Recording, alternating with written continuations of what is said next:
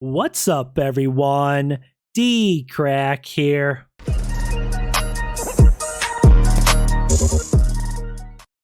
Hey, what's up, guys? It's Friday, July 15th, and Mr. Nightmare just dropped a brand new video, and I'm going to go ahead and do a reaction to it. It says, 3 scary true Thunderstorm horror stories. And the kind of scary part is where I live in Illinois today, as I'm recording this, it's actually raining pretty heavy out. There was some lightning and thunder earlier, so perfect day where I live for Mr. Nightmare to drop a Thunderstorm horror stories video. Like always, guys, I'll have a link to original video down below. Make sure and go check out Mr. Nightmare. But let's go ahead and check it out. So really quick, over 47% of people who watch my channel are not subscribed. So if you enjoy my reactions and my content, make sure and click the red subscribe button, click the bell, select all, so you don't miss out on any new reactions or notifications. All right, guys, let's get into this video. This video is sponsored by Raycon. Raycon is a wireless audio mode and a therm audio. Story 1. Here we go, guys. I've always loved thunderstorms ever since I was a kid. Me too. And so does my 6-year-old son. They're relaxing. Anytime there's a storm, my son and I will sit in the backyard under the gazebo and just watch and listen. This was on a hot, stormy August night in Florida. As soon as we heard the first strike of lightning in the living room, my son jumped up and said, "Let's go sit outside." I followed him outside, where we ran from the back door to the gazebo, getting pretty wet on the way. It was already pouring. I have a nice setup under my backyard gazebo. It has a mini bar, a few wicker sofas, a TV, and mini fire pit. As we usually would, I turned on the fire pit and TV, and my son and I just laid back and relaxed, listening to the sound of the pouring rain and constant thunder. The thunder would get louder and louder as we sat out there, and the time between the flashes of lightning and cracks of thunder was getting shorter and shorter. The bulk of the storm was getting closer to us.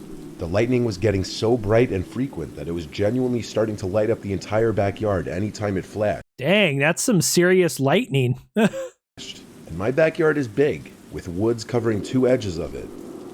Perhaps after the biggest flash of lightning yet, my son squealed and pointed out towards the backyard. "What?" I said, to which he said he saw someone standing in the backyard. I stood up and walked to the edge of the gazebo. Hell no. I couldn't see anything in the dark. Oh, so no. I was waiting for another flash of lightning. The next few flashes of lightning were too small to fully see into the yard. Someone standing in the backyard? Rumbling flash of no. lightning struck. I saw what he meant. There was someone indeed standing out in my backyard by the woods. I told my son to go rush inside. That's not disturbing at all, is it? Someone just chilling in the backyard. Heck no. And turn on the backyard lights. He did so without question, and I stood in place waiting. About 10 seconds later, all of the backyard lights were on, but I didn't see the person way out in my backyard anymore. I waited for more lightning to maybe help see. But even with the lightning, I didn't see them anymore. They were gone. He, she, whatever, I didn't know. All I knew was that there was someone walking around my yard, and that didn't sit right with me. I went inside the house and locked all the doors, but kept the backyard lights on. I even turned on the front yard lights too. I didn't want to tell my wife, but my son had already done so anyway. So when she was all concerned and asking if we should phone the police. Yeah, kids always are going to say stuff. Kids can't keep their mouths shut about stuff like that. Hey, Mom, there's someone standing in the backyard. What the hell? I lied to her and told her I saw the person out there leave. She asked if it was a man or woman, to which I replied woman, as it sounded less scary. For the rest of the night, the 3 of us watched a movie in the living room, with the storm still overhead. Eventually it was my son's bedtime, so my wife tucked him in and then came back to the living room, and we started watching something else. We still heard the thunder outside. Eventually I went back to the den to turn off the outside lights, front and backyard. When I went up to the living room, my son was standing at his bedroom door, scared, saying there's someone at his window. No. My wife and I looked at each other and yelled, "What?" Why? I pulled him away from his doorway, and then I stood at the doorway, looking at the window, waiting for the lightning. When the lightning struck, no one was at his window, but I believed him. Oh, Someone that's was out creepy. There. That much was already established. I told my wife and child to stay inside while I go out and look, even though my wife didn't want me to do that. I grabbed a baseball bat from the closet and stormed out into the rain after turning all the lights back on. Creepers outside. I started in the front of the house, then worked my way to the side, then the back. I looked under the tables, in the gazebo, under the deck, and when I thought the backyard was clear, the last side to check was the right side of the house. Is it a ghost? I would begin to walk towards the side of the house, and instantly saw a person in a hood, but I only saw half of their face and head. They were peering around the corner of the house. Most of their face and all of their body was hidden behind the wall. No! If I had to guess, I'd say it looked more like a man. I screamed, but I also ran in that direction with a bat raised up. The person disappeared behind the corner. When I made it past that corner, they were gone. What did they want? Even with all the lights on, I didn't what see did they anyone want? there. I went back inside Are they and trying told to the two of them kidnap that the it was kid? okay, that I chased the man away. But my wife did not like to hear that it was a man. I made sure to close all the blinds in the house now. Luckily, we weren't bothered again by that man. My son slept in our bed with us that night just because he was so scared, and I understand why. I didn't see it, but I can only imagine how scarring it was to see a man standing at his window at the young age of 6. Yeah, but the real question is, what did the guy want? Was he trying to kidnap the child? Was he trying to break into the house? What did he want? The city in which I live almost never gets any rainfall, so when we do, it's a pretty exciting thing. The kids like to go out and play around, the farmers are thankful that their crops will thrive, and it's just a nice piece of scenery. The last time there was a big thunderstorm, my friends and I were all playing some game together, though I can't remember which one it was. I knew the thunderstorm was rolling in when everybody's microphone played the same sound of the first thunder, and it was big. When I heard it, I thought it was a gunshot or firework. Then I saw the lightning outside my window, and hopped over to my bed to see the storm forming. What I saw was much more unsettling. Across the street from me was a man. He wore a gray hoodie and some jeans. He looked fairly tall, though not too muscular, and he was just standing there. I couldn't tell if he was looking at me or not, as his face was obscured. Then he started to walk down the street, so he wasn't looking at me. I felt relieved, yet still a bit paranoid. I got back on the game with my friends and we continued to play. About 15 minutes later, the storm had fully started. I told the 4 of them I was leaving to go watch the storm, and I'd be back in a while. I walked out front and stood under the porch, watching as the lightning flashed and the rain struck the ground in a soothing rhythm. Then I looked down the street to my left, and there he was. Who? A man standing at the corner of the street. Oh, gosh. I was scared a bit, but I still had my head trying to reason this out. It's not uncommon for townspeople to stand out in the rain. It is a rare occurrence after all. If I looked outside and my neighbor or someone was just standing in the rain, it'd be a little awkward and a little bizarre, I'm not gonna lie. It'd be a little weird. I paid little attention to it. After about 5 more minutes, I decided to go back inside. And as I opened the door, I turned to where the man had stood. He was gone now, which made for a more eerie scene. I walked inside, where 2 of my little siblings were dancing to a Bubble Guppies song. My other 2 siblings were in their rooms doing who knows what. Bubble Gup. I went back to my room, but instead of playing the game again, I decided to go do something else. Though I didn't know what to do. Then I heard the all too familiar buzzing of my phone when I received a text. I picked it up and opened the messenger. It was an unknown number. They had sent me 2 texts. The first read, "Have you forgotten?" An unknown number? Well, how the heck did this person get your phone number in the first place? The heck? And the next read, "I know you didn't." My first thoughts were the man that I had seen outside. But then I thought of how slim those chances were. How would he have gotten my number? Exactly. Why would he target me for whatever he was trying to do? How would he get your number? I decided my friends were pulling a prank on me and decided to check. I went to the group chat and asked if anyone had been prank texting me. They all swore that they weren't, though it's hard to tell over text if they were lying.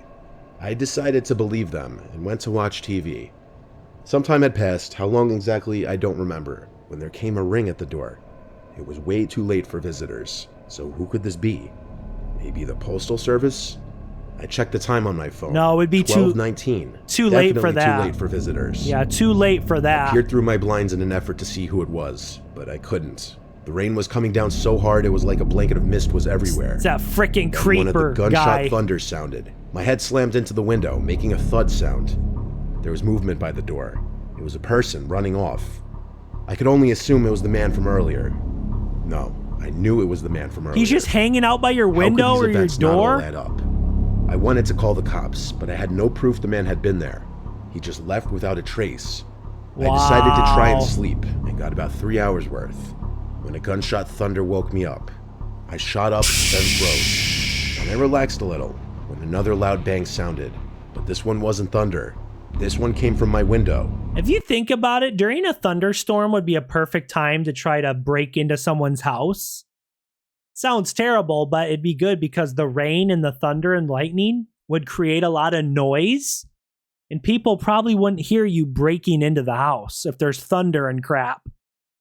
Just saying, I wouldn't advise to break into someone's house because that is a crime, but saying if you are a criminal during a thunderstorm would probably be the most, good time. I didn't know what to do. I couldn't let whoever was out there know I was awake. But what if they knew? I decided to just take a peek through my blinds. What I saw next was probably the scariest thing I'd ever seen. Bad decision, buddy. The man with his hands pressed against the window, and I could only assume he was staring at me. The scariest part was his mouth. His eyes were mainly covered in shadow, but there was enough light to see his mouth. Oh, heck no. He was smiling. It was such a big, maniacal smile I didn't even know was possible for a human to make. Then he stood and left. Just like that, he walked into the rainy night from which he came. I sat awake in my chair. That's freaking bizarre. I guess I fell asleep somewhere along the road. Creepy. When I woke, I was confused as to why I was in my chair. Then I remembered the previous night's events, and I darted to the window for whatever reason. When I pulled the blinds up, there was one thing I could see. A small piece of paper taped to my window. On it were 3 words that have now haunted my dreams. What? Have you forgotten? I haven't had any further experience with the man. Forgotten I don't what? have to. What do you mean, have you forgotten? Heck no. Go away, creepy guy. I don't want to play with you. It was a night I was working late. The weather outside was awful, and I was just leaving my job to go home. It was about 12 a.m. during a thunderstorm. I used to drive a 2005 Ford Fusion, a little car not ideal for crappy weather and roads. I was taking my usual route home, and the rain was so bad that even having the windshield wipers on the highest setting didn't help that much. I still could barely see. That's heavy rain. I was going 40 miles per hour on a 55 mile per hour road. That's how bad it was. There were no other cars around me. And when I least expected it, through the water building up too quickly for my wipers to handle, thus partially blocking my view, I saw someone dressed in white running across the road from one side of the woods to the other. What? I saw them almost too late. I had to slam on the brakes and swerve to avoid hitting them.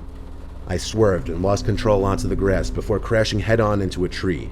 The airbag deployed and my whole body jerked forward into it. God. I couldn't even believe what just happened at first. I was in shock. I knew immediately my car was totaled, but when I slowly started to accept what just happened, I started to look around my car for the person that just ran across the road randomly.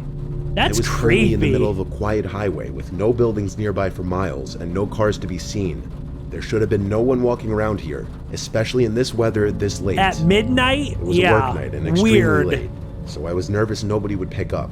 The first person I called was my brother, who didn't pick up after several attempts. He was definitely asleep. I tried my sister next, with equal results. I didn't want to have to involve either of my parents in this, but with no other option, I called my dad on his house phone, which was sure to wake him up. He picked up on the last ring, and I explained the situation. I told him I'd need assistance, and didn't know what number to call for a tow. After ensuring that I was okay and that I had no injuries, he gave me the number for our family's roadside assistance company to call. Well, at least they have that. He said he'd get dressed and drive over to me. His house was about 10 to 15 minutes away. My dad also told me to get out of the car to look for whoever was crossing the street and to keep my doors locked. I would not get out of the car. I stayed in the car, nervously looking around every window, though not seeing much because of the pouring rain. I would not get out of the car. I was so scared that I was about to piss my pants, knowing someone was out there, Me too, if they brother. intentionally Me ran too. in front of my car. I called our roadside assistance company, and they were sending a tow truck right away. About 10 minutes passed since the phone call with my dad now, and I texted my dad, "Are you on your way yet?" He texted back, "Yes." I had my hazards on, but I'm sure the car being ran into a tree would help enough in finding me. I turned to my right, as if I instinctively knew someone was there, and I jumped out of my seat and screamed at the top of my lungs, as I felt like my heart dropped out of my body. There was a soaking wet man in white, looking into my car with his mouth hung open in an O shape, and his eyes squinted. He then put his hands on the glass and started to rub the windows. I didn't know what he was doing, but I yelled at him to go away. I'd be like, buddy, what the heck do you want? Go away. You're creeping me out, man. He started to try opening the locked door, and when it wouldn't open, he started to pound his fists on the glass. He did all of this with his mouth still hanging open in that weird O shape. What? I didn't know what to do other than call my dad again. Is he possessed? He picked up, and I basically cried into the phone that there was a random man trying to get into my car. My dad screamed into the phone not to open the doors, and that he's almost here. He stayed on the line with me as the man outside started to hit the window with his elbow, causing me to scream and my dad to panic into the phone.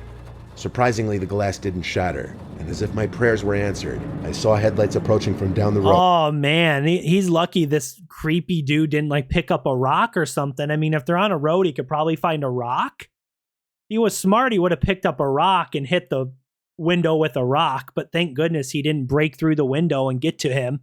And pull up behind my car. The man outside looked to the other car, which happened to be my dad's, and as my dad stepped out of his car and charged at this creep, the creep tried to run away into the woods, but my dad tackled him, and I swear beat his face in to the point that his face would have been completely covered in blood if it weren't for the heavy rain washing some of it away. He held the man down as I called the police. Go dad! Go the tow dad! truck driver arrived on scene first, and he was of course shocked at the unusual scenario he just pulled up to. Police showed up not long after that, and it was the most satisfying feeling seeing that man arrested.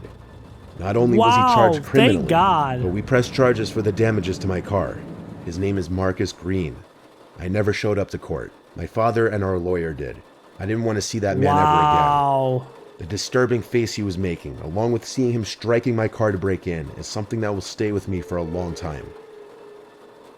He had to have been on drugs, or he was mentally ill, or clearly had something going on with him. But I like this last story. This is one of the few stories in like Mr. Nightmare videos where the person's actually caught and arrested by the police. A lot of the stories, a lot of Mr. Nightmare's videos and stories, they'll be like the person ran into the woods and was never seen again, or the creepy stalker was never found, you know. But for once, the creeper was arrested, which is cool. Guys, this was 3 scary true Thunderstorm horror stories. Hope you guys enjoyed this reaction. If you did, smash the like button, subscribe to my channel if you're new, leave a comment down below. Thanks for watching, guys. I'll see you next time. Peace.